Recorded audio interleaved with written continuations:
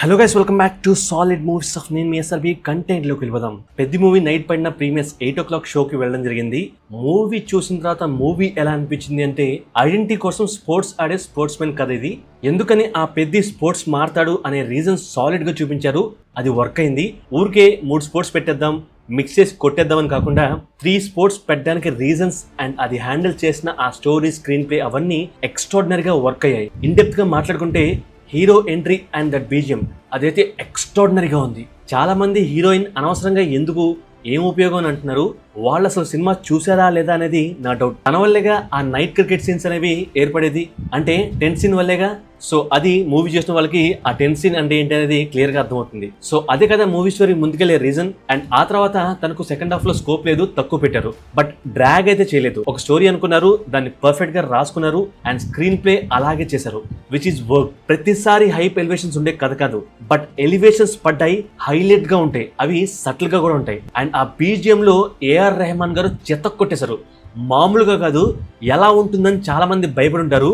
But ఈ cinema చూసి ఆ బీజిఎం చూసినప్పుడు ఏఆర్ రెహమాన్ గారి స్టామినా, అంటే డైరెక్టర్ గారు చెప్పిన ఆ కథకి ఎలా కొట్టాలి అనేది ఆయనే డిసైడ్ చేసుకున్నారు అని చెప్పి ఒక ఇంటర్వ్యూలో, అంటే రీసెంట్ ఇంటర్వ్యూలోనే డైరెక్టర్ గారు బుచ్చిబాబు సానా గారు చెప్పారు. సో ఒక స్టోరీ బాగుంటే, అది మంచి ఫీల్ ఇస్తే దానికి తగ్గట్టుగానే బీజిఎం కొడతారు.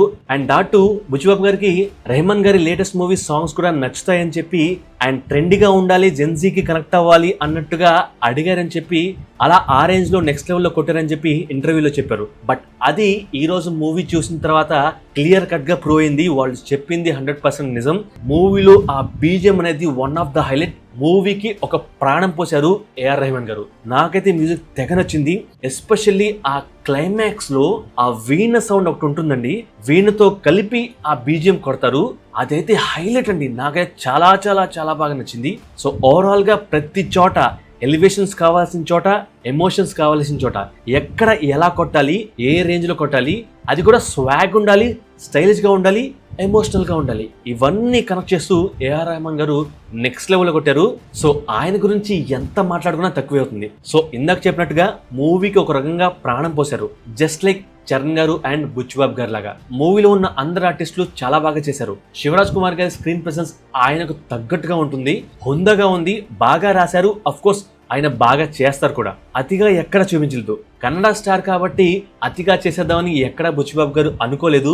స్టోరీకి కట్టుబడి రాసుకున్నారు, అలాగే తీశారు. ఆయన క్యారెక్టర్ కూడా సూపర్ గా ఉంటుంది. అఫ్ కోర్స్ ఆయన ఎక్స్ట్రాడనరీగా పర్ఫామ్ చేశారు, చేసే ఆయన కాబట్టి చెప్పుకోవాల్సిన అవసరం లేదు. అండ్ జగపతి బాబు గారు క్యారెక్టర్ ఆయన ప్రీ రిలీజ్ ఈవెంట్ లో తీసేసిన సీన్ గురించి చెప్పారు. అంటే ప్రీ రిలీజ్ ఈవెంట్ లో ఆయన ఒక డైలాగ్ చెప్పారు, అదైతే మూవీలో లేదు. Appal Suri character is main core story, కానీ తన క్యారెక్టర్ ఫ్లాట్ గా వెళ్ళినట్టుగా అనిపించింది. బట్ అది పర్ఫెక్ట్ గా వర్క్ అయింది. అంటే ఫ్లాట్ గా వెళ్ళడం వల్ల వర్క్ అవడం కాదు, ఆ క్యారెక్టర్ వల్ల జరిగే సీక్వెన్సెస్, ఆ సీన్స్ అవన్నీ వెరీ పర్ఫెక్ట్ గా సెట్ అయ్యాయి. సో అది అంటే ఆయన క్యారెక్టర్ అనేది main core story of the movie. But బయట ఇంటర్వ్యూస్ లో హైప్ చేసినంతగా నాకైతే అనిపించలేదు. అండ్ దాని వల్ల వచ్చే ఎమోషన్స్ అయితే పండాయి, మూవీకి సెట్ అయింది. అండ్ ఫస్ట్ హాఫ్ లో hero heroine intros, night cricket, pre interval and interval setup బాగా కుదిరింది. అండ్ సెకండ్ హాఫ్ లో స్టార్టింగే మళ్ళీ ఎలివేషన్స్ అండ్ హై, అంటే హీరో గారి ఎంట్రన్స్, ఆ ఎలివేషన్స్, ఆయన ఏం చేస్తారనేది చాలా బాగా చూపించారు. అది సినిమాకి తగ్గట్టుగా ఎలివేషన్స్ ఉంటాయి. దానికి తోడు ఆ బీజిఎం పర్ఫెక్ట్ గా వర్కౌట్ అయింది. ఆ ఢిల్లీ ఎపిసోడ్స్ కి లీడ్ కూడా బాగుంది. అండ్ ఆ ఢిల్లీ ఎపిసోడ్ చూపిస్తూ అది ఫిల్మ్ లో షూట్ చేశానని చెప్పి ర్యాండీ గారు చెప్పారు. సో మనకైతే ఐడియా లేదు, కానీ అది స్క్రీన్ మీద కనిపించినప్పుడు స్క్రీన్ సైజ్ షార్ట్ గా అయింది అనేది క్లియర్ కట్ గా ఢిల్లీ ఎపిసోడ్స్ లో చూపించారు. అండ్ నేను గమనించాను కూడా. బట్ స్టోరీలో పడిపోయి అది ఎప్పుడు పోయింది అనేది చూడలేదు. అదే కథాబలం చూపించే విధానం, విచ్ ఇస్ గుడ్. దెన్ కొండ కింద chai shot and climax twist revealing నా వరకు అయితే గుడ్. మనం ట్రైలర్ లో కూడా చూసాం, నాకు ఐడియా ఉంది. బట్ మెయిన్ డీటెయిలింగ్ వీడియోస్ లో, అంటే మనం ఇంతకుముందు చెప్పిన ట్రైలర్ డీటెయిలింగ్ వీడియోస్ లో దాని గురించి నేనైతే స్క్రిప్ట్ చేశాను. చాలా కామెంట్స్ లో కూడా ఏమో చూద్దాం బ్రో అని దాటివేశాను. సో నాకైతే ఆ సీన్ గురించి, దాని గురించి ఐడియా ఉంది.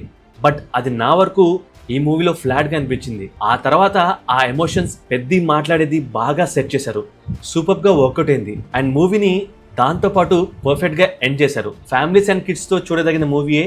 వల్గర్ సీన్స్ అయితే లేవు, లాంగ్వేజ్ కూడా ఆల్ గుడ్, ఆల్మోస్ట్ అంతా గుడ్. బుచ్చిబాబు గారు మూవీలో ఏం చూపించాలనుకున్నారో అదే పర్ఫెక్ట్ గా చూపించారు. స్టోరీకి ఇంపార్టెన్స్ ఇచ్చారు. దానికి హెల్ప్ చేసింది డిఓపి రత్నవేల్ గారు అండ్ మెయిన్లీ ఏఆర్ రెహమాన్ గారు. ఆ సాంగ్స్ ప్లేస్మెంట్ అఫ్ కోర్స్ అన్ని సాంగ్స్ ఎక్స్ట్రాడినరీగా వర్క్ అయ్యాయి. బీజిఎం ఇస్ ఇంపెకబుల్, అద్భుతంగా కొట్టారు.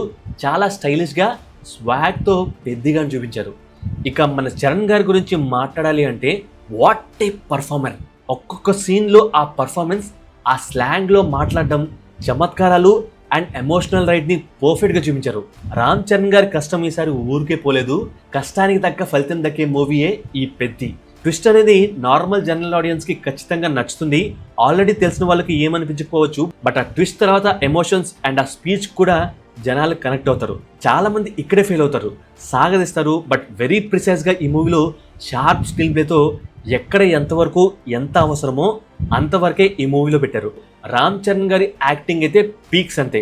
ఆ క్యారెక్టర్ నిజంగా ఉంటే తను ఇలాగే చేస్తాడేమో, ఇలాగే చూస్తాడేమో, ఇలాగే పోరాడతాడేమో అని అనిపించేలాగా చేశారు.